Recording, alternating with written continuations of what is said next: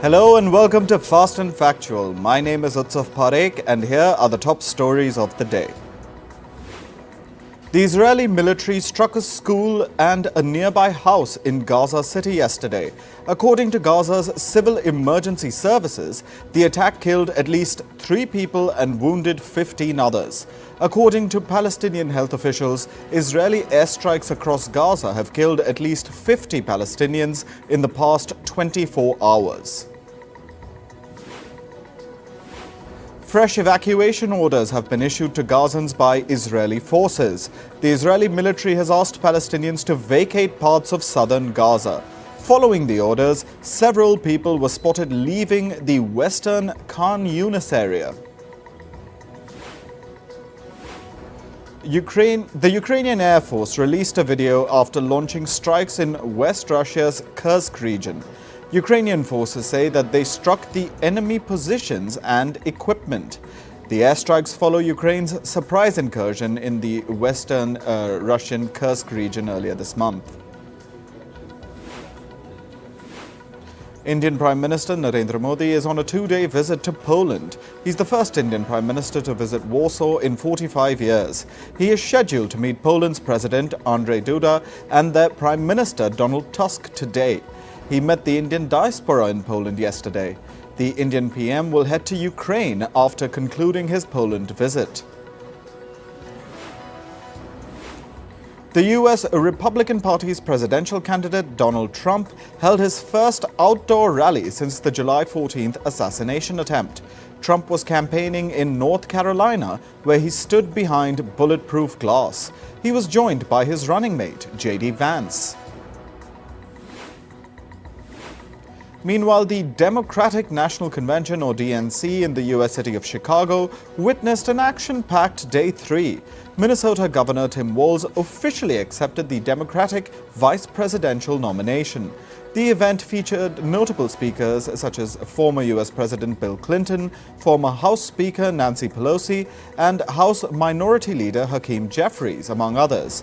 Celebrities like Oprah Winfrey, John Legend, Amanda Gorman, and Sheila E. also appeared on stage.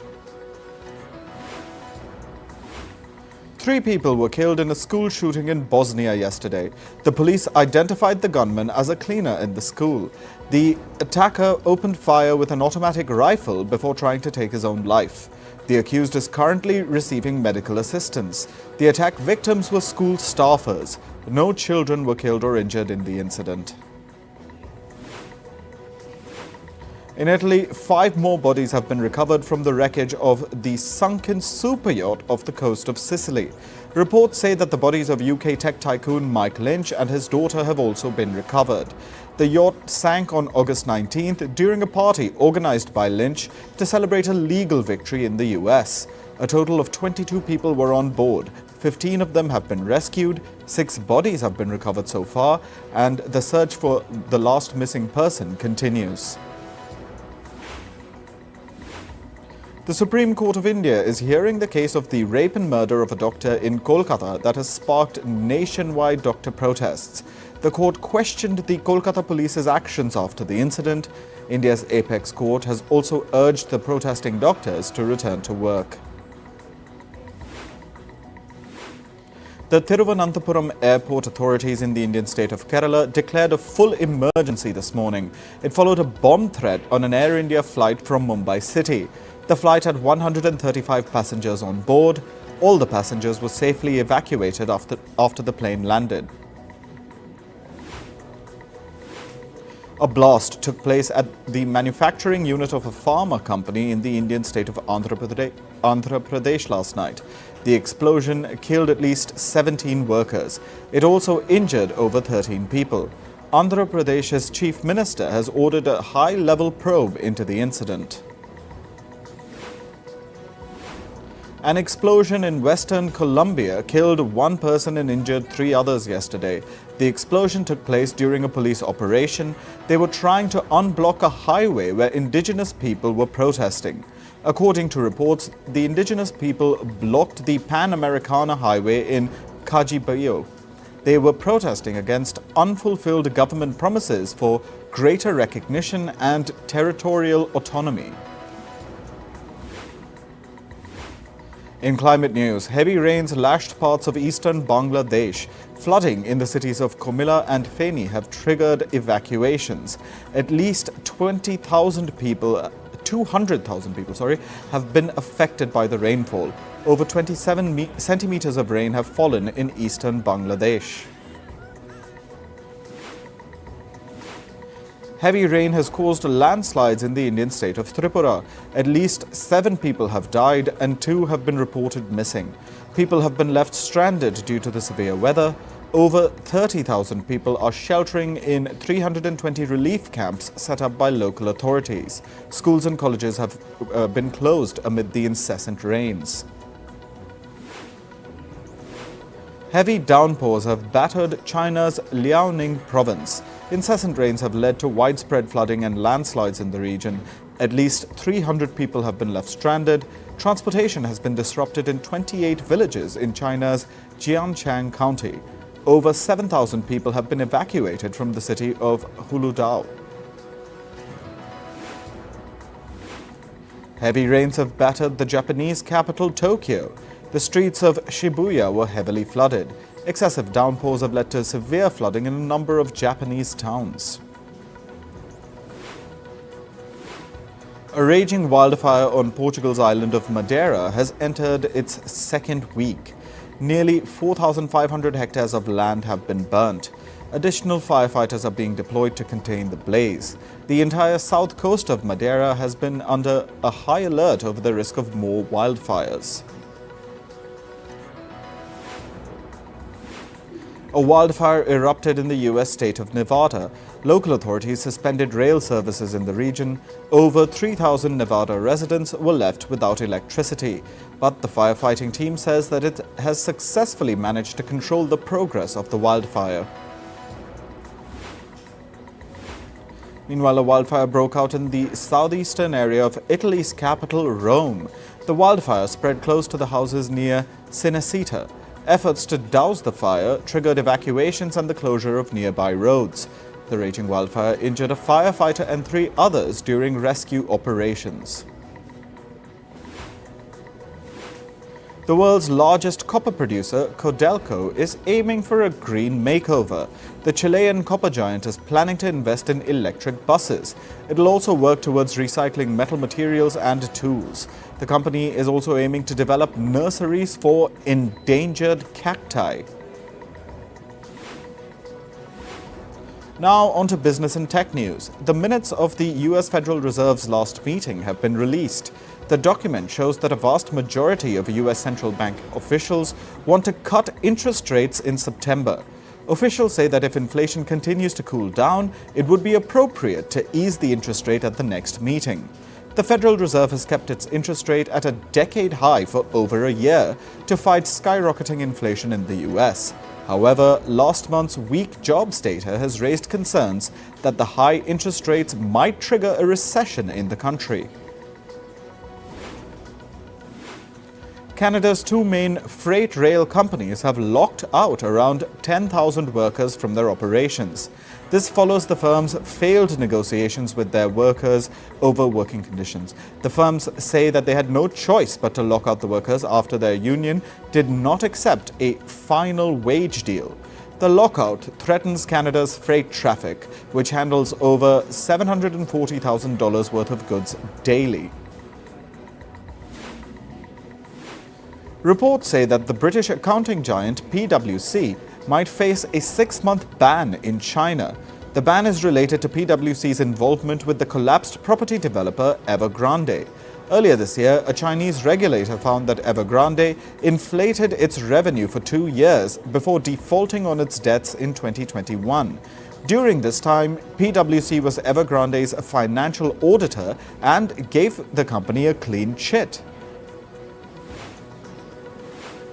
The Chinese electric vehicle giant BYD says it has narrowed down a few locations for a proposed manufacturing plant in Mexico.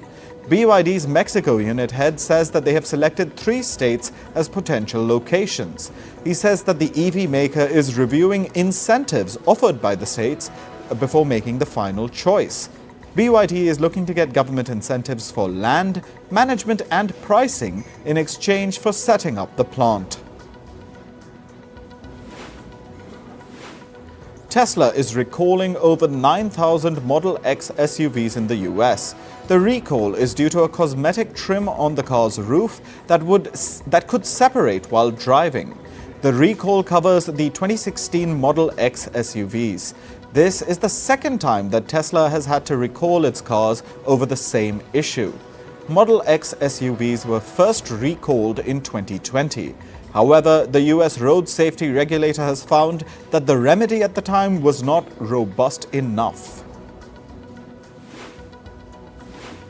American automaker Ford Motors has announced cutbacks and delays in its electric vehicle plans. The firm has cancelled the development of its new electric SUV model. Meanwhile, the launch of an electric version of the Ford F-150 is being delayed. The moves come as Ford Motors is trying to cut costs amid weak demand for EVs. India's food delivery firm Zomato is acquiring the online ticketing business of the fintech firm Paytm. The deal has been valued at over $244 million. The unit includes Paytm's business that sells tickets for movies and live events. Under the acquisition deal, Zomato will also absorb about 280 employees from Paytm. Zomato says that the deal will bolster its presence in the event organizing and ticketing markets. American entertainment giant Walt Disney has given the task of finding its next CEO to Morgan Stanley chief James Gorman. Gorman will head the succession planning committee. Disney is looking for a successor to its longtime CEO Bob Iger. His contract ends in 2026. Iger had retired in 2020 but was called back in 2022 as Disney's businesses started to stagnate. American oilfield service provider Halliburton has been hit by a cyber attack. The firm says that it is working to determine the cause and impact of the attack. Reports say that the cyber attack has impacted Halliburton's operations at its North Houston campus. Texas-based Halliburton is one of the largest oilfield services firms in the world. It provides services such as drilling and well construction to major energy producers. Google has announced a new partnership with Australia's National Science Agency. They will work together to develop software that detects vulnerabilities in the country's critical infrastructure. This includes hospitals, defense bodies, and energy suppliers. Australia has seen a spate of cyber attacks over the past 2 years. They have led to the information of millions of citizens getting leaked. Moving to sports, we start with cricket. Sri Lanka posted 236 runs on the first day of its test match against England at the Emirates Old Trafford. After Sri Lanka's top order collapsed, captain Dhananjay De Silva and debutant Milan Ratnayake managed to take control of the innings. They added 74 and 72 runs respectively. From England's side, bowlers Gus Atkinson and Chris Woakes led the charge. England, in reply at the end of the day's play, are 22 for 0, trailing by 214 runs. India's former fielding coach R. Sridhar has been appointed as the assistant coach of the Afghan men's cricket team. Sridhar will be part of the Afghanistan team for their upcoming test match against New Zealand. He will also assess the team during their 3-match ODI series against South Africa. 54-year-old Sridhar is a Level 3 certified coach. He has also served as the assistant coach of the India Under-19 team. Football legend Cristiano Ronaldo has launched his own YouTube channel. The channel, titled You Are, went live yesterday. Within 90 minutes, it had over 1 million subscribers. Reports say that this is the fastest that a YouTube channel has hit the 1 million milestone. So far, the channel has garnered over 16 million subscribers with just 12 videos. Chelsea have signed Portuguese forward João Felix on a 7-year contract. Felix had been with Atletico Madrid since 2019. While the value of the transfer has not been disclosed, reports say that Chelsea paid over $60 million to secure the 24-year-old's services. Felix plied his trade at the English club during a 6-month loan spell in the 2022-23 season. He had scored 4 goals in 20 appearances for Chelsea back then. French defender Pierre Kalulu has joined Italy's Juventus on a season-long loan. 24-year-old Kalulu has been with AC Milan since 2020. He has made 112 appearances for Milan. Now, Juventus have an option to buy Kalulu permanently for $15.6 million at the end of his loan period. German goalkeeper Manuel Neuer has announced his retirement from the national team. Neuer has played 124 games for Germany in his 15-year-long career. The German said that he was tempted to stay on for the 2026 World Cup, but decided against it after talking to his family and friends. Manuel Neuer will continue to play for the German club Bayern Munich, though. In tennis, the US Open is set to kick off next week. Serbian star Novak Djokovic will be looking to add an unprecedented 25th Grand Slam to his tally. If Djokovic wins, he can become the oldest Open-era champion at the tournament. With 24 Grand Slams, Novak Djokovic is currently tied with Margaret Court at the top of the all-time major standings. Meanwhile, world number 1 Jannik Sinner has been facing a doping controversy ahead of the US Open. Sinner's coach, Darren Cahill, has come out to defend him. Cahill said that Sinner is an innocent victim in the case. He said that Sinner is one of the most professional players he's ever worked with. Jannik Sinner tested positive for a banned substance in March. However, he was cleared of any wrongdoing after the Italian claimed that the drug entered his body unintentionally. American top seed Danielle Collins was knocked out in the second round of the Monterrey Open yesterday. Russia's Erika Andreeva defeated Collins 6-1, 3-6, 6-3. This was Andreeva's first win against a top 20 ranked player at a WTA tournament.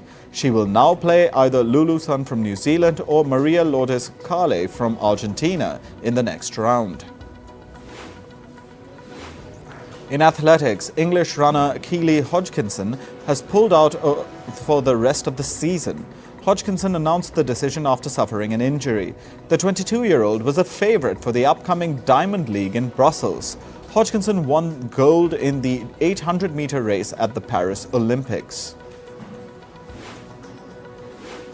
In entertainment news, at the ongoing Democratic National Convention in Chicago, John Legend performed "Let's Go Crazy" by the late singer Prince as a tribute to him. Legend took to the stage alongside singer Sheila E. and singer and songwriter Stevie Wonder also performed Prince's "Higher Ground." The makers of Megalopolis recalled the film's trailer shortly after it was released. This came after critics claimed that quotes used in the movie are fabricated. The makers apologized for the inexcusable error in the vetting process. The trailer had quotes from critics of other films that did not actually appear in the reviews of this film. Ariana Grande revealed in an interview that the paparazzi used hand gliders to fly over the Wicked set to leak content from the film. She said that she couldn't believe her eyes when she saw a man gliding over them.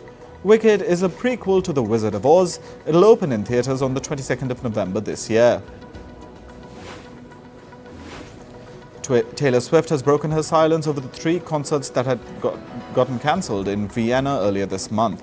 She wrote on social media that a new sense of fear took over her when she got to know about the potential terror attack threat. The singer felt guilty for letting her fans down and applauded authorities for their swift actions. The Weeknd will live stream his Brazil concert on the 7th of September on YouTube. It'll be a one-night-only concert. He took to social media to share information with his fans. The singer is scheduled to perform his chart-topping songs at the event. 58-year-old pop superstar Janet Jackson has announced a new concert series in Las Vegas. Her residency will start in the New Year's week. The singer took to Instagram to share updates with her fans and wrote that she's looking forward to spending time with the attendees. Ian McKellen says that his costume saved his life when he fell from stage in June this year. This happened during a performance of Player Kings. He revealed that he tripped on a newspaper and fell off the stage. McKellen said that his injuries have not healed yet and he is experiencing agonizing pain in his shoulder. A new Anaconda movie could soon be in the making. Actors Jack Black and Paul Rudd have been approached by the makers to star in the film. Unlike the 1997 film where a group goes on a hunt to find an anaconda, the cast here will reportedly go to a jungle to shoot the film and then things will take a turn. Roadhouse actor Danielle Melchior has been roped in for the upcoming film American Sweatshop. Melchior carved her niche in the industry with her breakout role in DC's The Suicide Squad. She will star alongside Riverdale actor Lily Reinhart in the film American Sweatshop. The movie highlights the toll that social media takes on the lives of regular people. A drama film called Look What You Made Me Do is in the works. The film will follow the lives of former wives of an emotionally abusive and absolutely untouchable billionaire. They all come together to seek revenge from the man who destroyed their lives. Other details about the film are under wraps. That's all for this episode of Fast and Factual. Thank you for watching and stay tuned to Firstpost.